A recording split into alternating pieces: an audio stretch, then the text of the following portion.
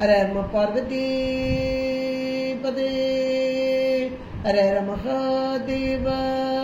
தென்னாடுடைய சிவனே போற்றி, எண்ணற்றவர்க்கும் இறைவா போற்றி. திருச்சிற்றம்பலம். ஒழியான திருமேனி உமிழ்தானம் மிகமேவம் கழியான வரும் யானை கடல் நாழ மறவாமல் அழியாழும் மல தூவும் அடியார்கள் உளமாற வெளியாகும் வலிதாய வினை கூட நினையாவே. திருச்சிற்றம்பலம். தில்லை குத்தபெருமான் திருவடியை சிறமேற்கொண்டு குருமகா சன்னிதானங்கள் பொற்பாதம் பணிந்து அடியவர் பெருமக்கள் பொற்பாதம் பணிந்து இன்றைய அபிராமி அந்தாதி சிந்தனையில் நம்ம போன வார பாடல் 41வது பாடலை பார்த்தோம். புண்ணியம் செய்தனமே மனமே புது பூங்குவளை கன்னியும் செய்ய கணவரும் கூடி நம் காரணத்தால் நன்னி இங்கே வந்து தம் அடியார்கள் நடுயிருக்க பண்ணி நம் சென்னியின் மேல் பத்மபாதம் பதித்திடவே அப்படின்னு நிறைவு செய்தார். ரொம்ப ரொம்ப அருமையான ஒரு பாடலாக்கி கொடுத்தார். புண்ணியம் செய்தனமே, புண்ணியம் செய்தால் அன்றி இறை அருளை பெற முடியாது அப்படின்ற ஒரு அருமையான கான்செப்ட். இறை அருள் மட்டும் இல்ல, அந்த இறை அருளோடு கூடி அடியார்கள் நடு இருக்க பண்ணக்கூடிய, அடியார்கள் நடு இருக்கும் அருளை புரியாய் அப்படின்னு மாணிக்கவாசகர் ரொம்ப அழகா சொல்வார். அப்ப அந்த அடியார்கள் நடு இருக்கிறதுக்கு திருவருள் கூடி இருக்க வேண்டும். அப்ப திருவருள் புண்ணியம் செய்ததால் அந்த திருவருள் கூடி, அந்த திருவருள் கூடியதால் அடியார்கள் நடு இருக்க, அந்த அடியார்கள் நடு இருப்பதால் கிடைக்கும் பேரு என்ன அப்படின்னு கடைசி வரியில சொல்றாரு. என்ன சொல்றாரு அப்படின்னா, நம் சென்னியின் மேல் பத்மபாதம் பதித்திட. அடியார்கள் நடுவில் இருக்க இருக்க இருக்க இந்த இருவினை ஒப்பு மலபரி பாகம் இது கிடைத்த மாத்திரத்தில், இருவினை ஒப்பு மலபரி பாகம் கிடைச்சாதான் சத்தினி பாதம். சத்தினி பாதம் என்பது திருவருள் வீழ்ச்சி, இறை அருள் கூடி நிற்றல். இன்னும் சொல்ல போனா இறைவன் குருவாக வந்து நிற்றல். அதுதான் சென்னியின் மேல் பத்மபாதம் பதித்திடவே அப்படின்னார். இறைவனுடைய திருவடி சார்பு, திருவடி, திரு அருள், சிவஞானம் இதெல்லாம் ஒரே வார்த்தை. இப்ப இந்த அந்த புண்ணியத்தினால வரிசையா பட்டியல் போட்டு அந்த கடைசியா என்ன சொல்றாரு, சென்னியின் மேல் பத்மபாதம், என்னுடைய திருவடி தாமரை சார்பு பெற்றது.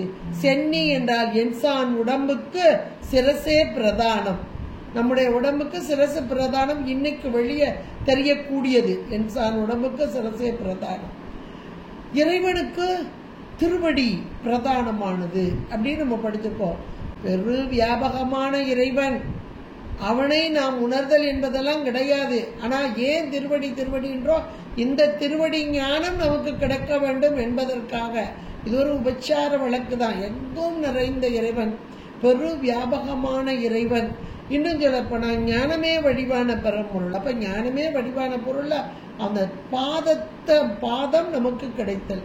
இந்த பாதம் எங்க வந்து பதியணும் அப்படின்னா, இந்த உயிருடைய அறிவில் பதிய வேண்டும். உயிர் அறிவு, அதைத்தான் சென்னி என்று சொல்றார். ஏன்னா இன்னைக்கு உடம்போடு கூடியிருக்க நமக்கு இந்த தலைதான் அறிவு விளக்கத்தை தரும் பகுதி. அது நம்ம எல்லாருக்குமே தெரியும். கொஞ்சமாவது மண்டையில மூளை இருக்கா அப்படின்னு சொல்லுவோம். சாதாரண உலக வழக்கு மண்டையில மூளை இருக்குன்னா எல்லாருக்கும் மூளை இருக்கும். ஆனா மூளையுடைய செயல்பாடு தான் கூட குறைய எல்லாத்துக்கும் இருக்கும். அது எல்லாத்துக்கும் ஒவ்வொருத்தருக்கும் ஒவ்வொரு விதமா இருக்கும். இதே போல உயிர் என்ற ஒன்று எல்லாருக்கும் உண்டு. உயிர் அறிவு என்பது எல்லாருக்கும் அறிவு பொருள் தான். அந்த உயிர் யாருக்கு அறிவற்ற பொருள் தான் உயிர் கிடையாது, அறிவுள்ள பொருள் தான். ஆனா அறிவின் தன்மை எப்படி இருக்கிறது என்றால், மலச்சார்புனால, மழை எவ்வளவு அதிகமா இருக்கோ அந்த அறிவு குறைவா இருக்கும். மழை ரொம்ப தேய தேய தேய அந்த அறிவானது விசாலப்பட்டு வரும். இப்ப இந்த உயிருடைய அறிவுல மலம் என்பது இருள், அறியாமை, அனவம் என்றாலே இருள் மலம்தான். அத இருள் என்பது தன்னையும் காட்டாமல் தலைவனையும் காட்டாமல் அப்படியே அப்படி பற்றி கொண்டு அறிவை அப்படியே இறுக பிடிச்சு கொண்டு இருக்கிறது. இப்ப இந்த உயிர் அறிவு ஒரு பக்குவ நிலை. அதுதான் இந்த பாட்டு 41வது பாட்டு. புண்ணியம் செய்ததால் இறைவனும் இறைவியுமாக கூடி நம்முடைய காரணம் இல்லாம காரியம் இல்லை. உடம்புக்கு ஒரு காரணம் வேண்டும் இல்லையா? அப்ப முன் செய்த வினைகள் காரணமாக இங்கே தனு கரணத்தை கொடுத்து புவனத்தை கொடுத்து அதோடு கூடி இங்க அடியார்கள் நடு இருக்க பண்ணி இவ்வளவும் அப்படி ப்ராசஸ் கொஞ்சம் கொஞ்சமா உடம்பு கொடுத்ததோட நிப்பாட்டிட்டு போகல. அனுபவத்தையும் கொடுத்து வினைகளையும் நீக்கி மலத்தையும் நீக்கி திருவருள் சார்பு பெற வைத்து அதோடு அந்த அறிவில் இருக்கும் இருள் அதை நீக்கும் வண்ணமாக அந்த திருவடி சார்பு, அதான் பத்மபதம். பத்மபாதம் என்ற மாத்திரத்தில் இவருடைய திருவடி ஒளியான, இறைவனுடைய திருவடியே ஒளி. ஏன் ஒளி அப்படின்னா ஞானமே வடிவான ஞானம் என்றாலே ஒளி, அஞ்ஞானம் என்றால் இருள். நம்முடைய உயிர் அஞ்ஞானத்தில் இருக்கிறது திருவடி சார்பு பெற்றதால் ஒளி மிகுந்ததாக, ஞானம் மிகுந்ததாக. இது அந்த 41வது பாடல்ல ரொம்ப அழகா சொல்லிட்டு அப்படியே தொடர்ச்சியாக, ஏன்னா சொல்லால் மட்டுமல்ல பொருளாலும் அந்தாதி தொடை அப்படின்னா சொல்லால மட்டும் இல்ல பொருளும் அப்படியே அந்தத்திலிருந்து ஆதி. அப்ப அந்த இடத்துல சென்னியின் மேல் பத்மபாதம் பதித்திடவே என்ற மாத்திரத்தில் அந்த உயிரின் அறிவிலே திருவடி சார்பு பெரும் தன்மையை பெற்ற ஆன்மா. இது பக்குவம் பெற்ற ஆன்மா. இன்னும் சொல்ல போனா 8ஆம் சூத்திரம் அப்படின்னு சொல்லலாம். அந்த ஆச்சான் குரு அது திருவடி தீட்சை, நயன தீட்சை, ஸ்பரிச தீட்சைன்னு சொல்றாங்க இல்லையா? மாணிக்க வாசகர் அப்படி பெற்றத ரொம்ப அழகா ஒவ்வொரு இடத்துலையும் சொல்வார். இப்போ அபிராமி பட்டர் இந்த பாட்டில் அழகா சொல்லிட்டார். அந்த திருவடி சார்பு அப்படியே சென்னியின் மேல் பத்மபாதம் பதித்திடவே, பதித்த மாத்திரத்தில் இந்த ஆன்மா பெரும் பயன் என்ன அப்படின்னு ஒரு கேள்வி இங்க போட்டீங்கன்னா அதுதான் 42வது பாடல். அப்படியே தொடர்பு அந்த அந்தத்துல இருந்து இங்க ஆதி வருது. அங்க இவருடைய திருவடி சார்பு அங்க பெற்று விட்டது, உயிருடைய அறிவில் பெற்று விட்டது. அதனால் ஆணவ சார்பு, ஆணவ மலச்சார்பு அப்படியே நீக்கம் பெற்றது என்றால் அஞ்ஞானம் நீங்கியதால் ஞானம் கிடைக்க பெற்றது. அது எப்படிப்பட்ட ஞானம் அப்படின்றத இந்த பாட்டில் சொல்றாங்க. இடம் கொண்டு விம்மி, இணை கொண்டு இறுகி, ஒவ்வொன்றையும் கம கொடுக்குங்க. இடம் கொண்டு விம்மி, இணை கொண்டு இறுகி, இளகி, அந்த இளகின்றத அண்டர்லைன் பண்ணிக்கோங்க. முத்து வடம் கொண்ட கொங்கை, மலை கொண்டு. அப்ப இவ்வளவும் அந்த மலை கொண்டு இருக்கு இல்லையா, அது வரைக்கும் ஒரு பிராக்கெட்டை க்ளோஸ் பண்ணி வச்சுக்கோங்க.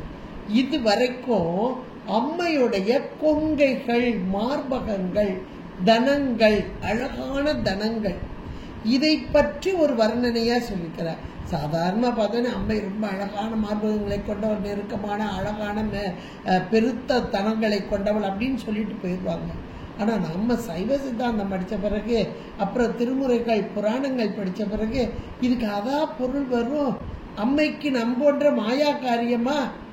நமக்கு இன்னைக்கு மாயா காரியம். அதனால் தனங்களை பற்றி இவ்வளவு அழகாக வர்ணிப்பார்கள். ஆனால் அம்மை எப்படிப்பட்டவள்? அருளே வடிவானவள், ஞானமே வடிவான பரம்பொருளின் அருள், கருணை. அந்த கருணையின் உருவம் தானே அம்மை. அப்ப அம்மையுடைய தனங்கள் எப்படி இருக்கும்? ஞான வடிவு. அவ்வளவுதான், ஞான வடிவு.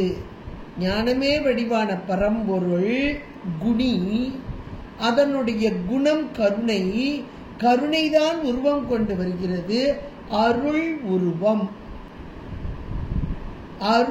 அருள் தான் இங்கே திருமேனியாக வருகிறது. எதுக்கு? உயிர்களுக்கு இறங்குவதற்காக, நம் பொருட்டாக, நமக்கு இறங்குவதற்காக வரும் இந்த திருமேனி. கற்பனை கடந்த ஜோதி கருணையே உருவமாகி அந்த திருமேனி அழகான திருமேனியாக அம்மை என்று நாம் வர்ணிக்கிறோம். ஏன்னா அம்மை தான் நமக்கு எல்லாவற்றையும் செய்யக்கூடியவர். ஒரு குழந்தைக்கு என்ன வேணும், இந்த குழந்தை எப்படி இருக்கு, இந்த நோய் எப்படி இருக்கு, அல்லது நோய் இல்லாத குழந்தையா இருக்கா, எல்லாம் யாருக்கு தெரியும்? அம்மைக்கு தான் தெரியும். ஒரு உடல் எடுத்த ஒரு உடலுக்கு, ஒரு உடல்ல வரக்கூடிய தாய்க்கு தன்னுடைய குழந்தைக்கு என்ன கொடுக்கணும், எப்படி இருக்கு குழந்தைன்னு தெரியும் இல்லையா? எத்தனையோ பிறவியில நமக்கு தாயா இருக்கக்கூடிய அம்மை இறைவன் தான் அம்மையாக வருகிறார். கருணை, அவருடைய கருணை தான் உருவம் கொண்டு வருகிறது. அந்த உருவத்திலும் அழகான பெண் உருவம். அதனால அம்மை என்று நாம் சொல்கிறோம். இறைவனையும் அம்மா அப்பா என்று சொல்லக்கூடிய, அம்மையே அப்பா என்று சொல்லக்கூடிய நம்முடைய அருளாளர்கள், நம்ம மணிக்கவாசகர் எடுத்துக்கோங்க, ஞானசம்பந்த பெருமான் நிறைய பதிகங்கள் அம்மையை சொல்லி சொல்வார். உண்ணாமுலை உமையாளோடும் உடனாகிய ஒருவன் வேயிரு தோழி பங்கன், அப்படி ஒவ்வொன்றையும் பாருங்க அம்மையை சொல்லி பாடலையே அதைத்தான் ஆரம்பிச்சார். தோடு உடைய செவியன். அப்ப அம்மை என்பது கருணையை விட்டு பிரியாத இறைவன் என்பதை உணர்த்தும் நம்முடைய அருளாளர்கள். இந்த இடத்துல இவர் என்ன சொல்றாரு? இந்த கொங்கை, அந்த அம்மையுடைய கொங்கையை பற்றி சொல்கிறார். அந்த மார்பகங்கள் தனங்கள் எப்படிப்பட்டவை அப்படின்னா ஞானமே வடிவானது. இதை நம்ம ஞானசம்பந்த பெருமானுடைய புராணத்திலையும் பார்க்கலாம். ஞானமே வடிவான தனங்கள், அதிலிருந்து வழியும் பாலை பொற்கிண்ணத்தில் எடுத்து அழும் இந்த குழந்தைக்கு கொடு என்று இறைவன் ஆணையிட அம்மை எடுத்து கொடுத்தாள். அதோடு சிவ ஞானத்தை குழைத்து கொடுத்தாள் என்று சொல்வார். அப்ப அம்மையின் தனங்கள் என்பது ஞான பாலை தரும் கொங்கைகள். ஞான வடிவானது, ஞானமாகிய பாலை தரக்கூடியது. அந்த ஞானம் 2 வகை. எப்படிப்பட்ட 2 வகை? பரஞானம் ஒன்றாக, அபரஞானம் ஒன்றாக. பரஞானம் அபரஞானம். சிவனடியே சிந்திக்கும் திருப்பெருகு சிவஞானம். எவ்வளவு ஒரு அருமையா நம்ம ஞானசம்பந்த பெருமான் அந்த ஞானப்பாலை உண்ட மாத்திரத்திலே இவர் ஞானம் பெற்றார் என்பதை செக்கலார் பெருமான் பதிவு பண்ணார். சிவனடியே சிந்திக்கும் திருப்பெருகு சிவஞானம். பவ மதனில் அற மாற்றும் பாங்கினில் ஓங்கிய ஞானம். ஓமையில்லா கலைஞானம், உணர்வறிய மெய்ஞானம். இந்த ஓமையில்லா கலைஞானம், கலைஞானம் என்பது அபரஞானம். நூலறிவு, நூல் இல்லாம சகல வர்க்கமாகிய நாம எதையும் உணர முடியாது. இந்த நூல்கள் சொல்ல போய் தான் நமக்கு இவ்வளவாது உணர்வு வருது. அதான் மேலான இந்த கலைஞானம். உணர்வறிய மெய்ஞானம், இது திருவருள் ஞானம், சிவஞானம். அப்ப இந்த 2 ஞானத்தையும் கைவர பெற்றார். அப்ப 2 தனங்கள், இந்த 2 தனங்களும் எப்படிப்பட்டது? ஞானமே வடிவானது. ஞான வடிவான அந்த கொங்கைகளிலிருந்து வழியும் அந்த பால் ஞானத்தை தருவது. எப்படிப்பட்ட ஞானம்? அபரஞானம் பரஞானம் என்று சொல்லக்கூடிய கலைஞானம் மேலான மெய்ஞானத்தை தரக்கூடியது என்பதை ரொம்ப அழகா நம்ம ஞானசம்பந்த புராணத்திலேயே நம்ம உணரலாம். அதைத்தான் இங்கே அம்மையுடைய கொங்கைகள் எப்படி இருக்கிறதா? இடம் கொண்டு, இடம் என்றால் நல்ல பறந்து விரிந்து விசாலமான வடிவம் கொண்டு, அதுதான் இடம் கொண்டு, பரந்த இடத்தை. ஞானம் என்பது அம்மை இறைவன் முழுக்க ஞானமே வடிவான பரம்பொருள். குணி முழுக்க ஞானமே வடிவான பரம்பொருள். அந்த ஞான பரம்பொருளை அடைய வேண்டும் என்றால் அஞ்ஞானம் நீங்க வேண்டும். அஞ்ஞான நீக்கம் என்பது இறைவனே குருவாக வந்த மாத்திரத்தில் தான் நமக்கு கிடைக்கும். அது முதல் பாடல்ல சொல்லி, அந்த குருவாக வந்து நமக்கு உபதேசிக்கும் தன்மை. அந்த உபதேசம் எப்படி வந்து சத்தினி பாதமாக குரு வடிவிலை வந்து உபதேசமாக நூல் அறிவாக ஒவ்வொருத்தருக்கும் எப்படி பக்குவமோ அந்த அளவுல கிடைக்கும். அப்ப இங்க அம்மை எப்படி வர்றா? அந்த கொங்கைகள் எப்படி இருக்கிறதா? இடம் கொண்டு, நல்ல பறந்து விரிந்து விசாலமான இடத்தை கொண்டு. விம்மி, விம்முதல் என்றால் அப்படி பெருமிதமா அப்படி நிமிர்ந்து நிற்றல். ஞானம் அப்படிப்பட்டதுதான். ஞானம் மேலான ஒன்று. உயிர்கள் அடைய வேண்டியது, இந்த உயிர்கள் ஞானம் அடைந்தால்தான் அந்த இறைவனோடு நாம் ஒன்றிக்க வேண்டும். அதிலையும் மேலான இந்த திருவருள் ஞானம். இது விம்மி நிற்கிறது. எப்படி மார்பகங்கள் இளம் பெண்களுக்கு அப்படி விம்மி நிற்குமோ அது போல அங்கே விம்மி நிற்கிறது. அழும் குழந்தைக்கு கொடுப்பதற்காக அப்படியே தனங்க அந்த முளைகள்ல அப்படி பால் நிறைந்து இருப்பது போல அம்மை அருள் கருணை, அந்த கருணையின் வடிவமான அம்மையின் கொங்கைகள் ஞானம் நிறைந்ததாக காத்து கொண்டு இருக்கிறது, நமக்கு கொடுக்கிறதுக்கு தான். அதைத்தான் இங்க அழகா சொல்றார். இவர் அனுபவித்தார், கண்டார், அனுபவித்தார். அதாவது சின்ன குழந்தை பாருங்க, பால் குடிக்கிற குழந்தை, ஒரு வயசுக்குள்ள அம்மாட்ட பால் குடிக்கிற குழந்தை அம்மாவுடைய தனங்களையே கண்ணு இமைக்காம பார்க்கும்.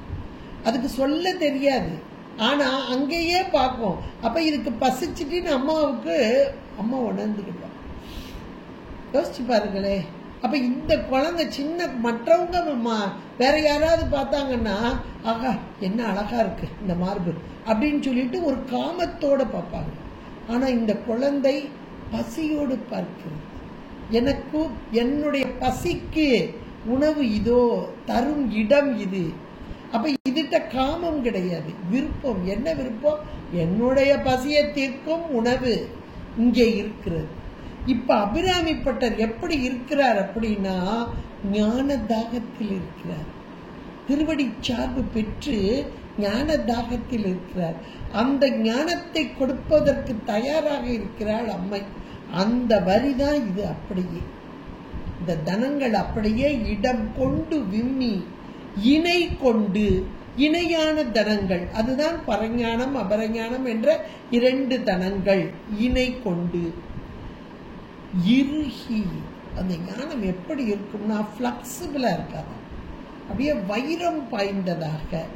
ஞானம் அப்படின்னாலே நிலைத்தது, சத்து, மாறாதது. அதான் இறுகி. அந்த தனங்களோடு கூடிய அந்த பால் அதையும் சேர்த்தே நம்ம வச்சுக்கிடணும். அது அப்படி இறுகி நிக்குது. அப்ப ஞானம் இது முழுக்க நீ ஞானமாக பார்க்கணும். எப்படி ஒரு பசி எடுத்த குழந்தைக்கு அந்த மார்பகத்தை பார்க்கும்போது அம்மா இதை கொடுத்துட மாட்டாளான்னு ஒரு ஆர்வத்தோட பசி மயக்கத்துல பார்ப்போம். அதை போன்ற அபிராமிப்பட்டர் இப்ப பார்க்கிறார். யாரா? அம்மையை பார்க்கிறார், அபிராமி அம்மைய. இந்த கோணத்துல நம்மளும் பார்த்தா இது அப்படியே நமக்கு ஒர்க் அவுட் ஆகும். அவ்வளவுதான். இடம் கொண்டு விம்மி, இணை கொண்டு இறுகி, இளகி. அடுத்த வார்த்தை. அப்படி இறுக்கமாவே இல்லையே இருந்துட்டா நமக்கு கிடைக்காது, பால் கிடைக்காது.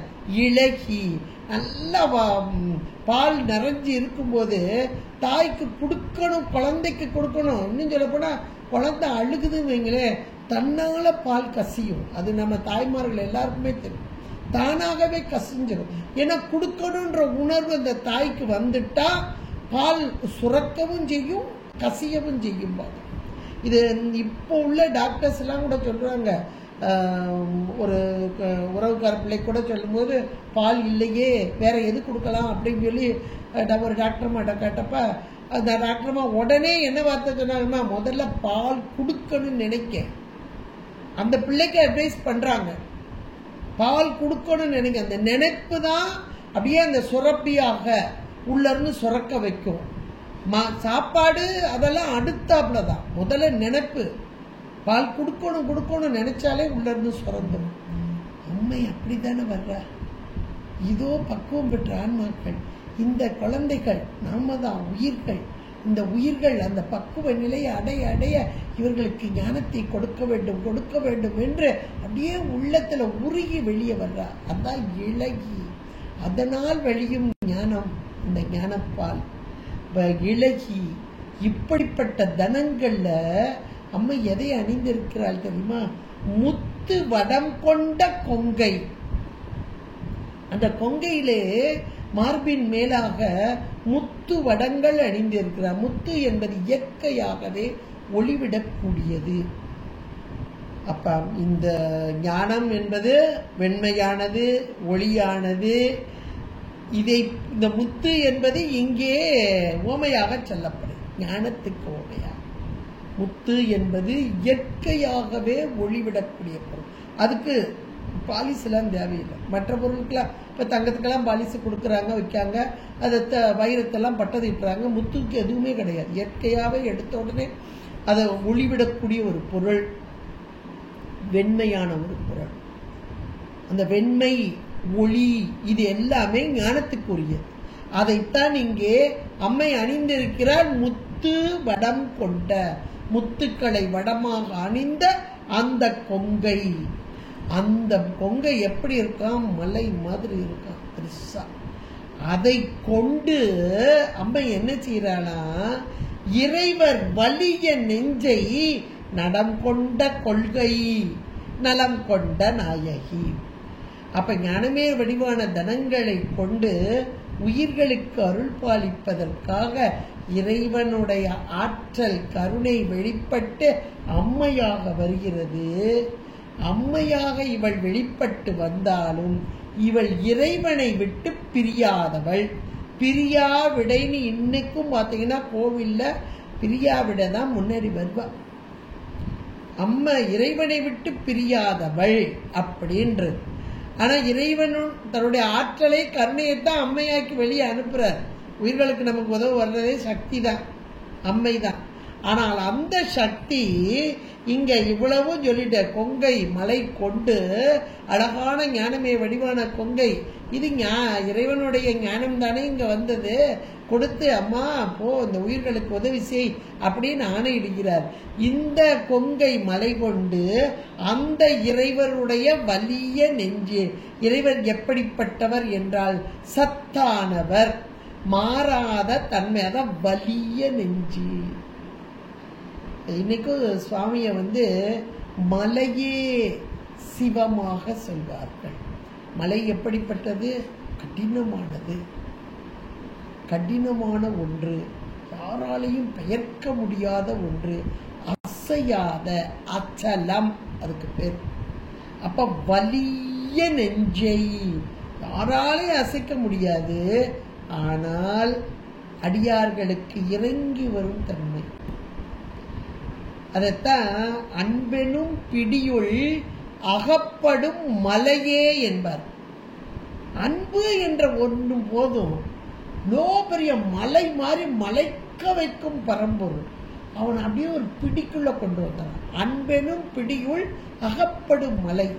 இப்படிப்பட்ட வலிய நெஞ்சை இறைவர் வலிய நெஞ்சை நடம் கொண்ட கொள்கை நலம் கொண்ட நாயகி. நடம் கொண்ட கொள்கை. நடம் என்றால் நடனம், அதாவது இறைவனை தனதாக்கி கொள்ளுதல். இறைவனை பேர்பட்ட வலிய நெஞ்சு கொண்ட இறைவனை, எதற்கும் அசையாத அசலமான இறைவனை நடம் கொண்ட கொள்கையினால் நலம் கொண்ட நாயகி. அந்த இறைவனுடைய உள்ளத்தில் விட்டு பிரியாத தன்மையை பெற்ற நாயகி, நலம் கொண்ட நாயகி, விட்டு பிரியாத தன்மையை கொண்ட நாயகி என்பதால் இறைவனை விட்டு பிரியாதவள் தான், ஒரு காலம் பிரிய மாட்டாள். அந்த இறைவனோ அசலம், கொஞ்சம் கூட மாறுபாடு இல்லாதவன். ஆனால் இந்த கருணை வடிவு அருள் வடிவு மூலமாக உயிர்களுக்கு நன்மை செய்வதற்காக அனுப்பிவர். ஆனா இந்த அம்மை இங்க எப்படி கொண்டு வராரு? அழகான ஒரு பெண் உருவாக்கி அந்த இறைவனையே மயக்குவது போல அப்படி கொண்டு வந்து போட்டுட்டார். இந்த ரெண்டையும் சேர்த்து வச்சு பார்த்தா இறைவனை விட்டு பிரியாத அம்மை, ஞானமே வடிவான பரம்பொருள், அம்மையின் தனங்களிலிருந்து வெளிப்படும் ஞானமாக வரும் இறைவன். கருணை, இது கருணை அப்படின்ற ஒரு பெரிய கருத்தை அழகான இங்க வார்த்தைகளாக்கி அம்மையப்பனாக்கி கொண்டு வந்து கொடுத்து விட்டார். ஏன்னா அவர் அனுபவிச்சார், அந்த அனுபவத்தை நம்மகிட்ட கொடுத்துட்டார். நடம் கொண்ட கொள்கை நலம் கொண்ட நாயகி. அப்படிப்பட்ட அம்மை அவளுடைய தனங்கள், இது எப்படி வேலை தனங்களை சொல்லியாச்சு. அடுத்தாப்புல அவருடைய உறுப்புகள்ல சொல்லும் போது நல் அரவின் படம் கொண்ட அல்குல். அந்த அல்குல் என்றால் பெண்களுக்குரியதான உறுப்பு. அந்த உறுப்பு எப்படி இருக்கிறார்? நல்ல அரவு, நல்ல பாம்போட படம் எடுத்தா எப்படி ஒரு அழகாக இருக்குமோ அது போல நல்ல அரவின் படம் கொண்ட அல்குலாக. அடுத்து பனிமொழி வேத பரிவுரையே. அடுத்து ஒரு வார்த்தை சொல்றாரு. அம்மையுடைய மொழி எப்படி இருக்கான்? பனிமொழியாக இருக்கிறதா. பனி என்றால் குளிர்ச்சி, ரொம்ப குளிர்ச்சியான ஒரு வார்த்தைகள் எப்படி இருக்கும். அதாவது நம்ம சாதாரண பேசும்போது சொல்லுவாங்க, எப்பா வாயிலேருந்து வார்த்தை வந்துட்டாலே நெருப்பு தான்ப்பா வருது அப்படின்னு நம்ம சொல்லுவோம். சிலர் பேசும்போதே கர்ண கடூரமாக இருக்கும், நெருப்பாக இருக்குப்பா அப்படின்னு. அப்போ அந்த நெருப்புனா என்ன அர்த்தம்? வார்த்தைகள் நெருப்பாக இருக்குன்னா கொஞ்சம் கடுமையான சொற்கள். அப்படி உள்ளத்தில் எது நிறைந்திருக்கிறதோ அதுதான் வார்த்தைகளாய். உள்ளம் கனிந்து இருந்தால், அன்பு பெருகி இருந்தால் வார்த்தைகளும் குளிர்ச்சியாக வெளிவரும். உள்ளேயே கனண்டுகிட்டு இருந்துச்சுன்னா அது நெஞ்ச கனகல்லும் அப்படிம்பாரு. அந்த நெஞ்சம் கனகல்லா இருந்தா வார்த்தைகளும் கனண்டு தானே விழுவோம். உள்ளம் குளிர்ச்சியா இருந்தா வார்த்தைகளும் குளிர்ச்சியா வருது. இப்ப அம்மை எப்படி இருக்கிறான்னு சொல்லிட்டாரு பாருங்க.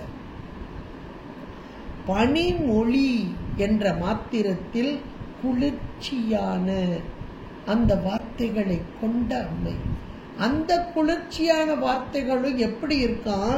வேத பரிபுரையாக இருக்கிறது. பரிபுரை, வேத பரிபுரை, வேதங்கள், அந்த வேதங்களிலிருந்து வெளிப்படக்கூடிய சொல்லாக. பரிபுரைனா இந்த சிலம்பு, காலில் சிலம்பு அடிஞ்சிருப்பா, அந்த சிலம்புகள்லாம் அப்படி ஒலிக்கும், சப்தத்தை கொடுக்கக்கூடியதா இருக்கும். அந்த சப்தம் இப்ப அம்மை வரா, அவ வரும்போது அந்த காலில் இருக்கிற சிலம்பு ஒலிக்குது. அந்த சிலம்பு எப்படி ஒலிக்குதான்? வேதத்தின் ஒளியாக ஒலிக்கிறதா. இது நிறைய இடங்கள்ல இந்த வேதங்களையே தனக்கு பரிபுரையாக கொண்டவள் அப்படின்றதெல்லாம் நமக்கு வரும். அப்ப வாயின் வார்த்தைகள் பனிமொழியாக. இன்னும் கொஞ்சம் ஆழமா நம்ம எடுத்து பார்த்தா அம்மை தானே நமக்கு சுத்த மாயையில இருந்து அம்மை தானே இங்கே உயிர்களாகிய நமக்கு ஒரு கனெக்ஷன் கொடுக்கிறது. அது எப்படி கொடுக்கிறா? சொல்லாக, சொல் வடிவு. அப்ப இந்த சொல்லெல்லாம் சுத்தமாயையின் தத்துவங்களாக என்றெல்லாம் நம்ம படிச்சிருக்கிறோம். இப்ப அதை போல இங்கே அம்மை எப்படி வர்ற? பனிமொழியாக வர்ற, குளிர்ச்சியான மொழியா வர்றா. அந்த குளிர்ச்சியான மொழி மட்டும் இல்ல, காலில் அணிந்திருக்கும் சிலம்பு, அந்த சிலம்பு ஒலி, அந்த ஒலி எப்படி வருதா? வேதத்திலிருந்து ஒலிக்கக்கூடிய ஒலியாக வருகிறதா. அடிச்சுட்டு நூபுரமோ ஆரணங்கள் அனைத்துமே, இது தக்கையாபரணியில ரொம்ப அழகா சொல்லப்படுது. ஆரண நூபுரம் சிலம்பும் அடிகள் போற்றி, திருவிளையாட புராணம். ஆரண நூபுரம் சிலம்பும் அடிகள் போற்றி, வேதங்கள் ஒரு நான்கும் மெல் அடிமேல் வியன் சிலம்போ. அப்ப இது எல்லாமே அம்மையுடைய திருவடி, அதுல போட்டிருக்க அந்த சிலம்பு. அந்த சிலம்பு எப்படி பொழிக்கிறது? வேதங்கள் எப்படி அப்படியே இந்த வேத உச்சரிப்பு எப்படி வருமோ அது போல இந்த சிலம்பு ஒலிக்கிறது. பரிபுறம்னா சிலம்பு, பரிபுரையே. அப்ப பரிபுரையே நான் சிலம்பை அணிந்தவள். அந்த சிலம்பு எப்படி எதை ஒலிக்கிறது? வேதங்களை ஒலித்துக் கொண்டிருக்கிறது. வாயின் வார்த்தைகள் இனிமையாக குளிர்ச்சியாக வெளிவந்து கொண்டிருக்க, காலில் அணிந்திருக்கும் சிலம்போ வேத ஒலியை, சப்தத்தை எழுப்புவதாக அமைந்துள்ளது என்று அம்மையை மிக அழகாக, இது இத்தனையுமே எந்த ஆன்மாக்களுக்கு? பக்குவம் பெற்ற ஆன்மாக்கள். அந்த 41வது பாடல சென்னியின் மேல் பாதம் அப்படி பத்மபாதம் பதித்திடவேன்னு சொன்னாங்க இல்லையா. அப்ப அறிவிலே அம்மையின் திருவடி, அந்த அம்மையின் திருவடி பட்ட உயிர் அறிவு பக்குவம் பெற்ற ஆன்மா. அந்த ஆன்மாக்களுக்கு அம்மையின் காலில் அணிந்த சிலம்பு ஒலி கேட்கும் தன்மை, இனிமையான ஒளி, அந்த சப்தம் அது எப்படிப்பட்டது? குளிர்ச்சி தரக்கூடியது. இந்த இடத்துல குளிர்ச்சி என்னும் போது ஞானமே வடிவான சொற்கள் இத்தனையும் உணரும் தன்மை யாருக்கு? இந்த அம்மையின் அருள் பெற்றவர்கள், திருவருளோடு கூடியவர். இன்னும் சொல்ல போனா திருவருளோடு கூடியவர், பக்குவமற்ற ஆன்மாக்களுக்கு. சிலம்பொலி யாருக்கு கேட்டது? சேரமான் பெருமானுக்கு கேட்டது. அப்ப எவ்வளவு ஒரு யோக நுட்பத்தில் இறைவனோடு ஒன்று இருந்தால் அந்த சிலம்பொலி கேட்கும். கரைக்கால் அம்மையார் அந்த இவருடைய திருவடி கீழே இருந்து அந்த சிலம்பொலியை கேட்டவர்கள். அதை போல இங்க வேத பரிபுரையே என்ற மாத்திரத்தில் அந்த பக்குவ நிலையும், அந்த பக்குவ நிலை அடைந்ததால் இந்த அம்மை அந்த தனங்களில் அந்த இணையான அது இடம் கொண்டு விம்மி நல்லா நிறைந்திருக்குது. ஞானம் நிறைந்த விம்மி இணை கொண்டு பரஞான அபரஞானமாக இணை கொண்டு நன்றாக இறுகுதல் என்ற மாத்திரத்தில் இங்கே சத்தாக நிலைத்த தன்மையாக, ஆனால் இழகி உயிர்கள் பொருட்டாக இழகி கீழே வரக்கூடிய முத்து வடம் கொண்ட கொங்கை வெண்மையான ஒளிவிடக்கூடியதான ஞானமே வடிவான அந்த ஞானத்தை உடைய தனங்கள் கொங்கை. அப்படிப்பட்ட வடம் கொண்ட கொங்கை மலை கொண்டு இறைவர் வலிய நெஞ்சை ஞானமே வடிவான பரம்பொருளான இறைவன் எம்பெருமான் சிவபரம்பொருளை விட்டு பிரியாமல் அதனோடு கூடி நடம் கொண்ட கொள்கை, விட்டு பிரியாத தன்மை, நலம் கொண்ட நாயகி.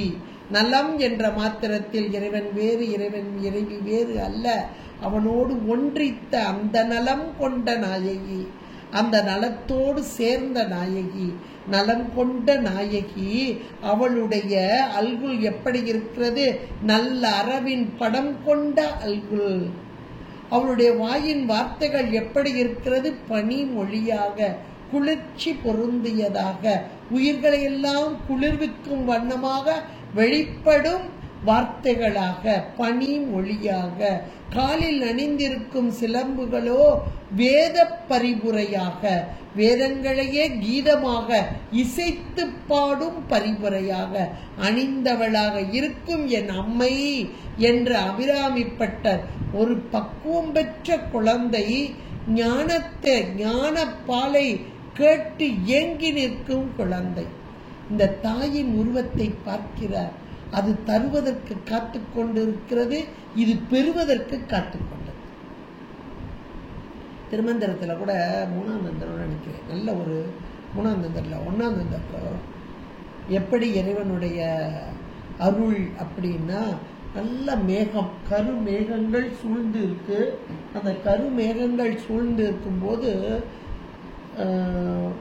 நிலத்தில் உள்ள விவசாயிகள்லாம் எதிர்பார்த்துக்கிட்டு இருக்காங்களாம், மழை பெய்யும், எப்படியாவது இந்த மழை பெஞ்சதுன்னா இந்த விவசாயத்துக்கு இந்த வெள்ளாமைக்கு நல்லா இருக்கும்னு எதிர்பார்த்துக்கிட்டு இருக்காங்க.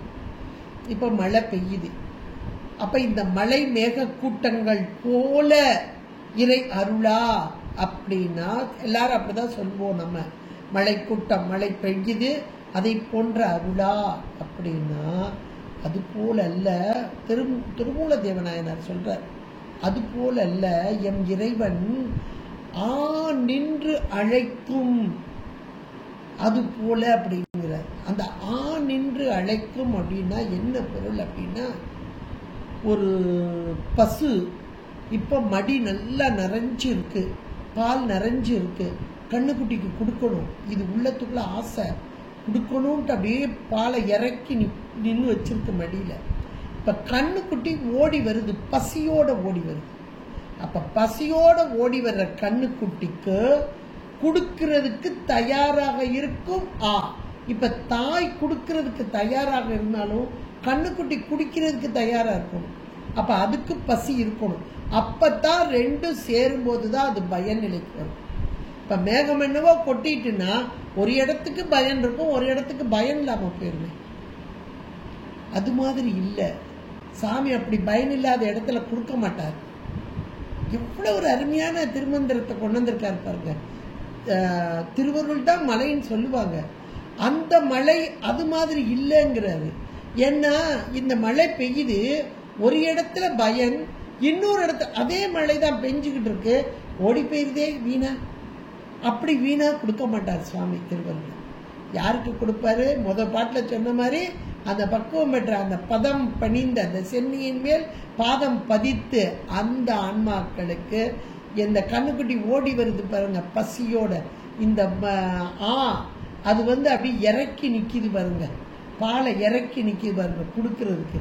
அப்போ இது ரெண்டும் சேரும்போது தான் பக்குவம் பெற்ற ஆன்மாக்களும் இங்கே கொடுப்பதற்கு தயாராக நிற்கும் இறைவனும்.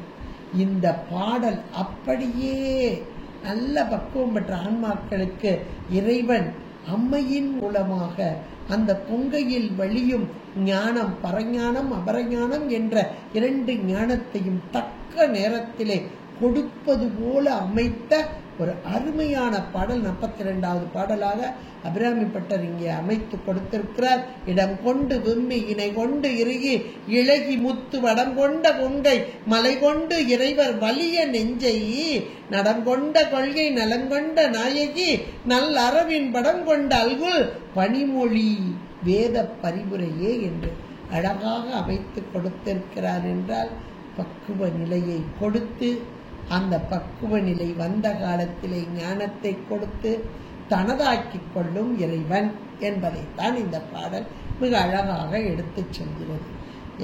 அருமையான இந்த பாடலை சிந்திப்பதற்கு இன்றைக்கு இவருடைய திருவருள் கூட்டியமைக்க இவருடைய திருவருளுக்கும் குருவருளுக்கும் நன்றி கூறி விடைபெறுகிறேன். நன்றி, வணக்கம். திருச்சிற்றம்பலம். ஹர நம பார்வதி பதே, ஹர ஹர மகாதேவ. தென்னாடுடைய சிவனே போற்றி, எந்நாட்டவர்க்கும் இறைவா போற்றி. திருச்சிற்றம்பலம்.